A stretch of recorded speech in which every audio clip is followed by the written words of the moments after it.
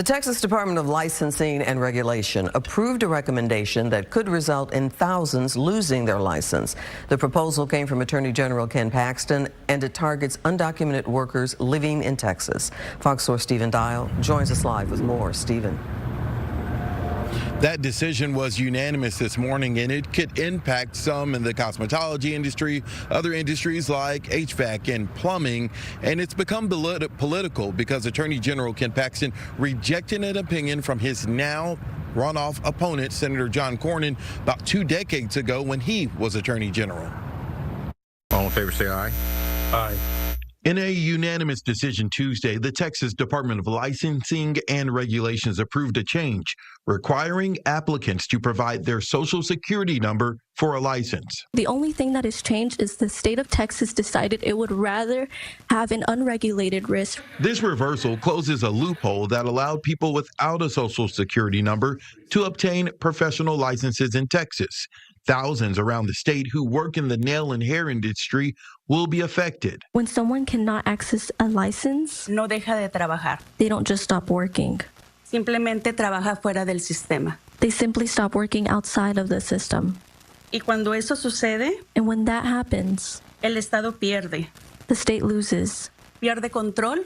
They lose control. Pierde supervisión. They lose supervision. Y pierde su seguridad para el consumidor. And they lose security for the consumer. It also impacts trade workers like plumbers and HVAC. Starting May 1st, a licensing application must provide a Social Security number.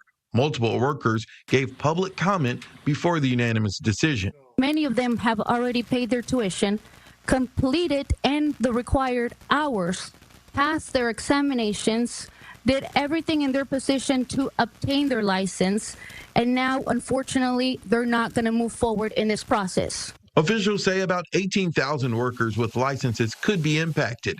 If someone does not have a Social Security number, they could submit other forms of identification that they likely may also not have, like a driver's license, U.S. passport, immigrant visa, or refugee travel document. Imagine a barber who has opened a safe and inspected shop for 10 years. He pays his booth rent. He buys supplies from Texas distributors, and he uses his ITIN to pay his state sales tax every single month. The state takes his money and says, thank you. This takes effect on May 1st. Now, Clarice, the board wanted to make sure that they get regular updates, and so they will be getting feedback monthly about these changes.